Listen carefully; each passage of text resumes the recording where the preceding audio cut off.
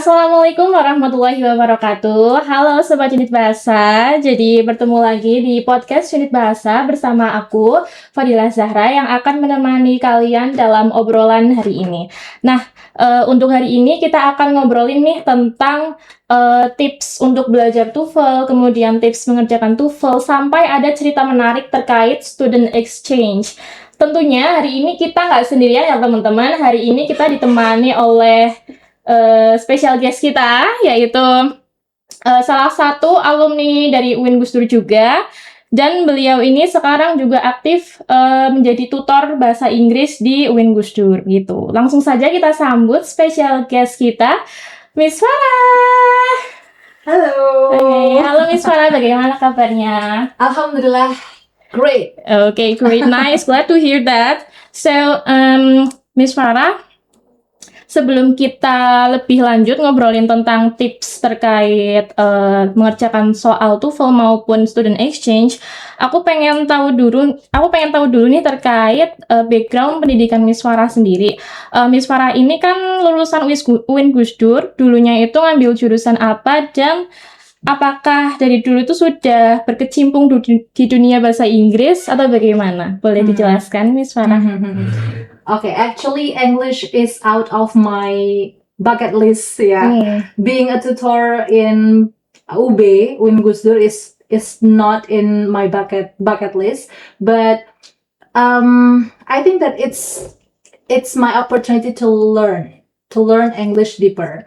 Dan kalau ditanya mengenai my background, I graduated from Communication and Islamic Broadcasting in 2023. But I really love to learn English because I realized that if I can speak English fluently, I would get bigger opportunity ahead. Jadi saya pikir bahasa Inggris itu bukan hanya kewajiban teman-teman tadris bahasa Inggris saja, tapi saya sebagai mahasiswa komunikasi juga punya kebutuhan terhadap hal tersebut. Dan itu sudah saya sadari ketika saya SMA. Okay. Tapi waktu itu saya masih minder banget. Jadi masih minder untuk speaking atau conversation in English because I saw my friends are very fluent in English. And like I got a pressure a little bit. Jadi saya tidak bisa belajar dengan happy. Tapi ketika saya kuliah di komunikasi di semester 1 dan 2 itu ada mata kuliah English for Communication. Jadi di situ saya belajar bahasa Inggris dari nol, dari simple present tense waktu itu, dan alhamdulillah mulai paham nih patternnya. Terus yang bikin saya makin berani lagi ya ketika saya masuk ke organisasi Gerakan Kerelawanan Internasional, ketemu sama native speaker. Oke. Jadi sebenarnya mulai serius belajar bahasa Inggrisnya itu pas sudah masuk kuliah ya? Bener banget, that's right.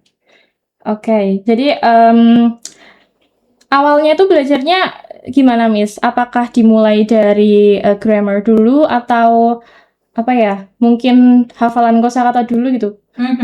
Bagaimana? Jadi kalau saya itu sebenarnya random.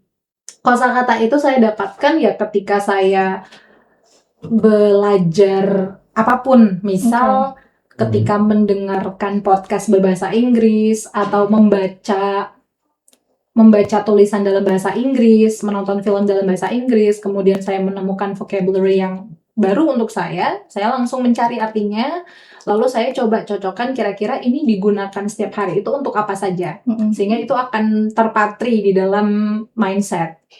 Berikutnya saya itu lebih nge-push ke conversation dulu. Jadi saya tuh punya prinsip kalau bahasa itu digunakan gitu ya. Bahasa itu harus digunakan. Kalau tidak digunakan ya pasti akan nguap begitu aja. Jadi saya nge-push conversation walaupun dengan vocab yang masih minim. Nah dari situ ketika saya bingung, kalau mau ngomong ini apa ya? Akhirnya saya cari, maksudnya ini yang mau saya bicarakan. Nah akhirnya saya tahu tuh nabung vocabnya dari conversation dulu. Gitu. Jadi saya merasa kalau conversation itu langsung dipraktikkan, vocab itu langsung dipraktikkan selama conversation, itu akan jadi lebih nampol, lebih inget dalam jangka panjang dibandingkan kita drilling kayak misalkan banana, pisang, anggur gitu ya. Ya mungkin kita inget cuma di hari itu aja, besoknya kita udah lupa lagi dan cara penggunaannya kita bingung gitu. Balik lagi ke tadi background kuliah ya, Miss. Jadi I'm curious about kenapa Miss Farah ini nggak memilih tadi bahasa Inggris dan kenapa yang dipilih itu KPI. Actually, I am as a informatics student itu berpikir juga yang sama sih sebenarnya, kayak bahasa Inggris itu kan suatu keharusan ya yang harus kita bisa gitu, suatu kemampuan yang harus kita miliki gitu. Kalau jadi Miss Farah sendiri itu bagaimana? Iya. That's interesting question. Okay. When I was in high school, I asked my friend. I asked a recommendation from my friend that sebenarnya saya harus ambil jurusan apa. Talking about passion, I declare myself as a communication practitioner because I really love communication things. I love public speaking, and right now my occupation not only in PB as a tutor, but also I'm a freelancer in public speaking, such as MC, moderator, and trainer as well. But my friend told me that if you want to learn English, you don't have to take English major. Because if you want to learn English, you can learn it everywhere you want.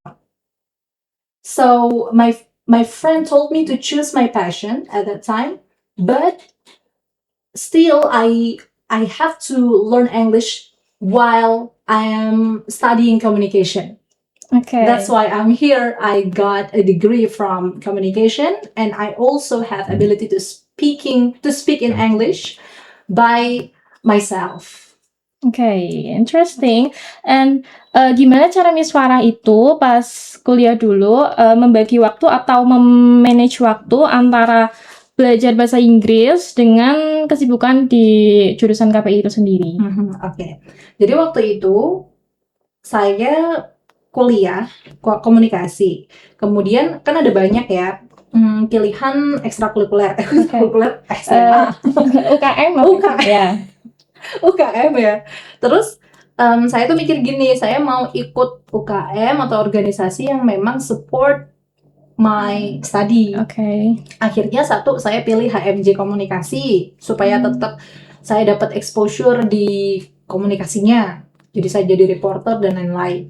Tapi abis itu saya juga mikir, oh ya saya juga tetap harus belajar bahasa Inggris. Akhirnya saya ikut namanya Gerakan Kerelawanan Internasional. Dulu di Pekalongan ada kegiatannya di mana mereka akan mendatangkan volunteer dari luar negeri, dan dari situ akhirnya saya bertemu dengan beberapa volunteer dari Prancis, dari Jepang, dan di situ saya mulai memaksa diri untuk berani untuk berbicara dalam bahasa Inggris walaupun grammarnya masih error banget, vocabnya masih sedikit banget, kadang juga dicampur bahasa isyarat. Nah, dari situ jadi tetap seimbang. Ketika saya kuliah dan ketika organisasi, saya memilih organisasi yang support kuliah saya. I see. Talk about masa pas di kuliah itu kan I heard that Miss Farah itu pernah student exchange. Right, indeed. Kemana, Miss? I went to US. Jadi itu gimana sih ceritanya? Kenapa Miss Farah decided buat daftar si student exchange? Apa motivasi terbesar dari Miss Farah sendiri? Talking about motivation, actually, it was beyond my expectation. Karena dulu memang ketika saya ikut organisasi kerelawanan internasional, saya melihat banyak teman-teman yang going abroad to be a volunteer. Tapi saya mikir, am I capable to do that? Terus saya masih kurang pede sama bahasa Inggris saya. Walaupun ketika itu berarti kan semester 7 ya? KKN tuh semester 7 nggak sih? Iya ya, semester 7. Iya. Nah, saya tuh tiba-tiba dapat pesan dari Pak Muhandis mengirim saya ada, ini Mbak Farah, ada application untuk student exchange di Amerika, mengikuti program Study of the US Institute for Student Leaders. Di situ saya bingung banget mau daftar apa enggak, karena bahasa Inggris saya juga masih sangat-sangat di bawah standar. Saya merasa ini belum pede. Ketika itu saya lihat persyaratannya, saya melihat tidak mensyaratkan TOEFL di situ. Okay. Jadi SUSI itu teman-teman salah satu program yang tidak mensyaratkan TOEFL. Selain SUSI ada Wisely. Banyak sebenarnya kalau pertukaran pelajar ke Amerika dan ke Eropa itu tidak mensyaratkan TOEFL. Tapi kalau ke Australia itu ada TOEFL-nya. Nah, di situ kesempatan yang bagus karena waktu itu saya belum tes TOEFL ITP. And then saya apply. Saya berkomunikasi juga sama teman saya yang sudah pengalaman di going abroad ya. Dikasih advice untuk menyusun esai, strukturnya bagaimana, apa value yang mau saya bawa ketika student exchange. Dan akhirnya saya mendapatkan ide bahwasanya karena student exchange-nya itu mengenai religious diversity and democracy, saya membawa value Win Gus Dur, karena Win Gus Dur membawa value-nya Gus Dur yang seorang moderat ya kan. Saya membawa value itu dan saya bilang kapabilitas saya sebagai mahasiswa komunikasi yang mana punya kemampuan komunikasi, bisa menyebarkan informasi melalui berbagai macam platform, itu akan menjadikan media untuk menyebarkan nilai-nilai moderasi beragama di lingkungan kampus dan juga lingkungan sekitar saya. Dan alhamdulillah dari situ saya diterima. Gitu. Okay, interesting. Jadi, is there any Indonesian participant? Jadi, participant selain Miss Farah sendiri? Ya, ada. Jadi saya itu sama teman dari Bali, kemudian Wonogiri, dan dari Malang. Jadi kita berempat. Okay, jadi setelah sampai di sana nih Miss, kan udah student exchange, sampai di tempatnya itu kira-kira ada nggak semacam culture shock ya? Oke. Culture shock itu ada banget ya. Karena sebelum ngomongin culture shock nih, itu pengalaman pertama saya keluar negeri. Oh, really? Pengalaman pertama saya keluar negeri dan juga pengalaman saya pertama naik pesawat terbang. Jadi dari awal naik pesawat aja saya udah culture shock gitu ya. Biasanya naik kereta, naik Gojek gitu kan, tiba-tiba naik pesawat itu. Terus ketika sampai di sana, alhamdulillahnya itu kan pas summer. Jadi secara weather itu tidak begitu shock me. Tapi ketika masuk kegiatannya, karena kan waktu itu saya belajarnya di Temple University. Kita di situ digembleng tentang religious diversity and democracy, dan culture shock di kelas itu ternyata teman-temannya lebih aktif daripada teman-teman di kelas saya KPI, yang membuat saya jadi wah di sini sih aku nggak ada apa-apanya. Nah kalau dulu tuh di KPI mungkin bisa dibilang kelihatan gitu kan ya, aktif 1, 2, 3. Tapi kalau di sana kayak most of them semuanya aktif, semuanya bersuara. Bahkan belum sesi tanya jawab pun, in the middle of our lecture explaining about the material, itu kita udah bisa tanya, kita udah bisa menyanggah apapun itu.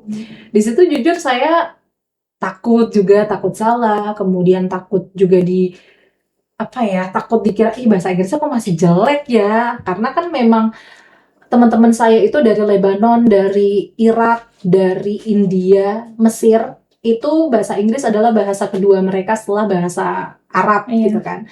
Nah kalau kita orang Indonesia, bahasa pertamanya bahasa Indonesia, bahasa pertamanya mungkin bahasa Jawa, bahasa Indonesia, and then third is English. Cuman di situ saya berusaha nih untuk show up. Dan suatu ketika ada teman saya yang memuji gitu, kamu bagus loh tadi ngejelasinnya gitu, aku suka loh cara kamu presentasi. Wah dari situ, wah thank you. Merasa udah lebih pede. Itu kaitannya sama di kelas. Terus kalau culture shock secara sosial, saya kira saya bakalan dapat banyak diskriminasi tentang hijab. Tapi ternyata di US itu sama sekali enggak, terutama di Philadelphia ya. Di situ ketika ada sama-sama muslim yang lihat hijabi, tiba-tiba langsung menegur sapa dengan salam, assalamualaikum, gitu. Jadi tanpa walaupun nggak kenal tetap disapa assalamualaikum. Itu yang bikin saya wah keren sih. Oke, jadi saya nggak takut. And then culture shock yang lain lagi adalah yang paling nampol ketika Idul Adha di sana. Jadi saya kan berangkat sekitar Juni-Juli dan pertengahan program itu Idul Adha. Di sana tidak ada hari libur ya. Jadi kalau hari besar keagamaan tidak ada libur. Cuman waktu itu kita coba berbicara dengan program direkturnya, kita pengen sholat id dong, boleh nggak kalau kelasnya dimundurin dulu? Oh ya nggak apa-apa, silakan, kamu bisa beribadah dulu, setelah itu nanti lanjut kelas lagi.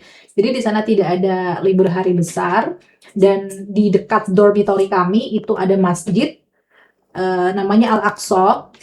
Terus kita sholat di sana bersama dengan muslim-muslim yang di US. Waktu itu wah saya nangis sih. Rasanya kayak aduh pengen banget ini langsung pulang karena ya kangen aja ketika kangen Momen suasana Idul Fitri ya. kangen suasana Idul Fitri di kampung di desa saya. Terus tapi di situ kayak bersyukur ya Allah, nggak nyangka banget ya bisa Idul Fitri, Idul Adha jauh, Idul Adha ya, Idul Adha jauh dari keluarga, ribuan mil dari negara. Terus salah satu ada orang di depan saya gitu kan, lihat saya lagi nangis, terus kayak dia bilang kobul, insyaallah kobul gitu. Terus kayak makin nangis makin nangis at the time. Nah belum selesai nih di situ. Ketika selesai Idul Adha, kami kira kan bakalan ada penyembelihan ya yang bisa disaksikan di Indonesia, kayak di Indonesia. Ternyata enggak. Jadi di sana tidak ada penyembelihan. Penyembelihannya mungkin terpusat ya, ada kayak mungkin semacam factory-nya sendiri dan lain sebagainya, mungkin itu. Nah, apa dong yang kita lakukan di Idul Adha? Ternyata mereka bagi-bagi snack. Jadi mereka ada yang bawa satu karung snack, itu terus dibagi-bagiin gitu. Ya udah, akhirnya dapat snacknya. Nah, setelah itu lanjut untuk merayakan Idul Adha di exhibition ya, bukan exhibition sih, bazar lebih tepatnya, lebih tepatnya ke bazar. Jadi di situ ada yang jualan smoothies, ada yang ada game-game dan sebagainya. Ya udah aku jajan aja ke situ. Setelah itu selesai baru lanjut lecture lagi. Interesting. Sebenarnya I'm curious about the scholarship itself, about the living cost. Apakah itu ditanggung atau bagaimana ya, Miss? Yes, that's fully funded. Jadi saya hanya membayar untuk bikin paspor aja, visa, uang saku dari Indonesia ke Jakarta untuk ke CGK ya, untuk ke bandara. Terus dari bandara ke Jepang, karena kita transitnya ke Jepang, terus habis itu sampai ke US, itu dikasih untuk sangu gitu lah ya, untuk kebutuhan-kebutuhan mendesak ketika perjalanan. Terus ketika di US juga saya dikasih uang saku per minggu, jadi setiap minggu kita dapat allowance terus untuk beli makan pokok 3 kali sehari dan juga jajan-jajan gitu. Jadi selain tadi ada culture shock, kira-kira ada nggak Miss kejadian lucu atau berkesan yang pernah dialami di sana? Berkesannya itu, bentar deh, apa ya? Kalau berkesan itu tadi satu, sholat Idul Adha, terus sholat Jumat di salah satu masjid yang dibangun oleh komunitas African American. Nah, jadi African American yang ada yang Islam dari lahir, ada yang mu'alaf juga gitu. Jadi mendengarkan khutbah dalam bahasa Arab. Mereka kan African pada pintar-pintar bahasa Arab ya. Nah itu jadi agak ini gimana ya? Aku bisanya bahasa Inggris, sholat Jumatnya di US, tapi dengerin khutbahnya pakai bahasa Arab. Ya udah di situ dengerin aja. Dan culture shock-nya lagi itu apa ya? Banyak banget. Mungkin transportasi umum kali ya. Transportasi umum dan kondisi di sana. Ini bagian yang bukan bagian yang negatif, tapi sesuatu yang teman-teman harus siapkan ketika mau ke US atau ke negara-negara yang memang rame banget lah intinya gitu. Jangan dibayangkan bersih selalu. Jadi di sana itu malah justru banyak sekali homeless. Banyak sekali homeless, dan homelessnya itu mereka tidak menangani dengan ketat. Jadi mereka bisa masuk ke public transportation, bisa juga masuk ke public space, tourist attraction, itu banyak sekali. Dan itu yang bikin sedikit takut. Ada pengalaman di mana saya sama teman saya itu diminta-mintain sama beggar. Terus karena kami masih bocil waktu itu ya, masih semester 7, saya baru 22 tahun waktu itu. Jadi kayak masih bingung ini harus gimana. Saya diem aja. Saya mematung sama teman saya. Nah, teman saya ini dengan santainya ngeliatin. Terus dimarahin sama begirnya, apa lo lihat-lihat gitu, nggak ngasih duit lihat-lihat gitu. Terus takut banget kan, takut diserang. Kayak aku bilang, dah nggak usah liatin, langsung kita palingan muka. Alhamdulillah habis itu dia pergi sendiri. Gitu. Terus habis itu saya, kalau kan itu untuk persiapannya ya. Nah ini juga untuk persiapan lagi, jangan khawatir mengenai makanan halal. Di sana banyak banget makanan halal food truck itu berjejer. Bahkan di dekat dormitory kami itu banyak sekali. Dan yang saya kangen adalah falafel. Jadi falafel tuh makanan dari Timur Tengah lah ya, kayak perkedel, tapi perkedelnya Timur Tengah. Rasanya tuh enak. Kayak apa ya, saya nggak bisa ngejelasin. Enak deh pokoknya, ntar cobain sendiri ya. Semoga ya bisa mencoba sampai sana. Oke, selanjutnya pulang dari student exchange ini Miss. Jadi apa pelajaran hidup terbesar yang bisa Miss Farah bawa pulang ke Indonesia? Pelajaran terbesar di sana ketika menghadapi semua itu ya, adaptasi dan lain sebagainya, itu memang kita tuh simple sih, jangan cepat merasa yang the best. Karena saya merasa kayak gitu kan ketika di kampus, wah kayaknya nih oke nih gitu. Maksudnya kayak aku bisa aktif di kelas, aku tidak merasa kesusahan ketika belajar. Tapi ketika di sana itu berbeda 180 derajat. Mereka semua nggak tahu aku, mereka semua juga pinter-pinter semua. Dan ketika saya tidak berusaha untuk show up, ya udah nggak akan dapat apa-apa. Jadi di sana lebih ke menuntut untuk show up, menuntut untuk ya udah just be yourself. Dan ternyata apa yang kita pikirin gitu ya tentang orang-orang di sekitar kita, kalau kita tuh kadang kan mikir gini, aduh kalau aku show up nanti mereka mikirnya gimana ya, kalau begini gimana ya, kalau dinilai jelek gimana ya. Padahal mereka semua nggak peduli. Mereka ya udah peduli aja sama dirinya dia sendiri. Dan yang aku lihat dari teman-temanku dari Timur Tengah itu, mereka suka mengapresiasi apapun. Kayak oh you looking gorgeous today gitu, you looking gorgeous, I love your eyebrows gitu. Sampai alis dipuji-puji atau apa. Terus habis itu presentasi dipuji. Terus habis itu apa ya, pokoknya semuanya deh. Mereka itu gampang banget mengekspresikan something yang positif. Kalau kita kan masih kayak malu-malu gitu ya. Nah kalau di sana gitu. Jadi saya berpikirnya, oh ya udah just be myself dan show up aja. Terus adaptif. Jadi orang yang adaptif. Okay, that's really interesting story from student exchange ya Miss. Jadi sebenarnya kalau berbicara tentang beasiswa itu sendiri, itu kan pasti ada beberapa beasiswa yang mewajibkan TOEFL ya Miss, atau IELTS gitu ya. TOEFL or IELTS. Jadi Miss Farah as tutor itu menilai mahasiswa, kira-kira mahasiswa itu biasanya apa sih yang ditakuti dari TOEFL itu sendiri? Oke. Kalau saya melihat dari 4 kelas yang saya ajar, mereka semua memang berangkatnya dari masalah yang paling basic, yaitu memang vocabulary-nya yang masih sangat kurang. Iya, jadi untuk melaksanakan listening pun mereka juga masih kesusahan.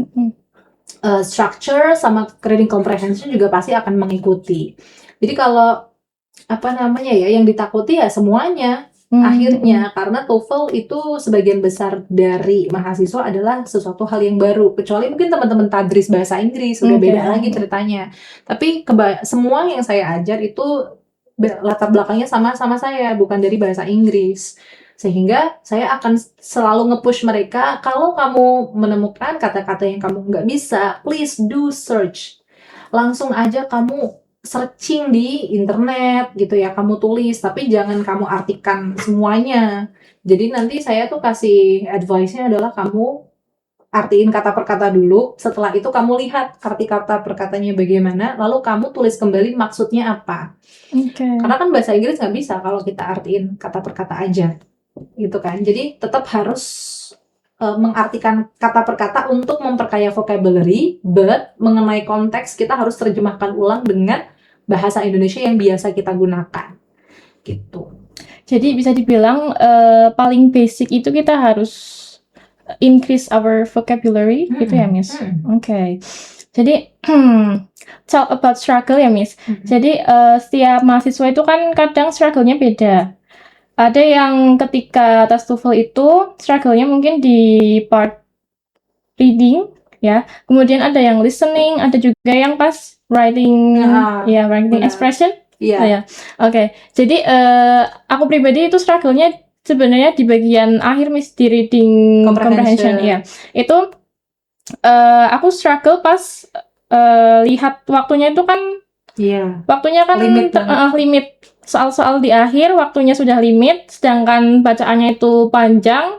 Jadi ada nggak sih kira-kira tips untuk ngakalin soal yang bagian reading gitu, atau tips belajarnya gitu?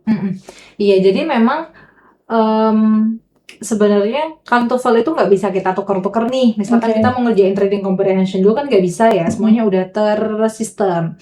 Maka kalau misalkan di reading comprehension, ini saya juga dapat tipsnya dari Miss Rian. Jadi kita langsung baca dulu soalnya, soal sama pilihan ganda.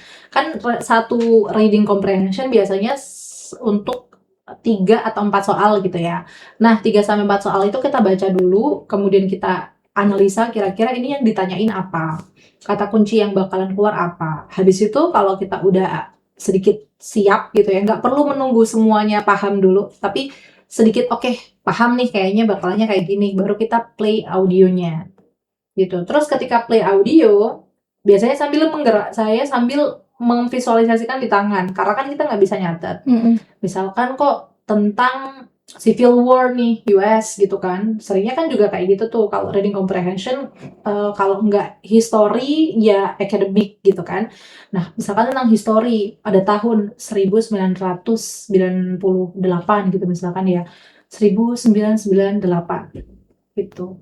Terus habis itu nanti apa, Desember 12 atau gimana, terus namanya siapa, itu memang harus diingat-ingat. Nah, memang kalau saya bantuannya dengan gerakan tangan, biar kayak memperkuat ingatan. Nah, baru setelah itu dibaca. Terus nih tips yang paling gong menurut saya, yang mana ini bisa dicicil dari sekarang adalah memperbanyak wawasan terkait dengan yang biasa dibahas di reading comprehension. Kalau di TOEFL Win Gusdur kan kita mengangkat cerita-cerita lokal gitu ya, Pekalongan lah atau apa. Nah, kalau di ITP itu tentang Amerika.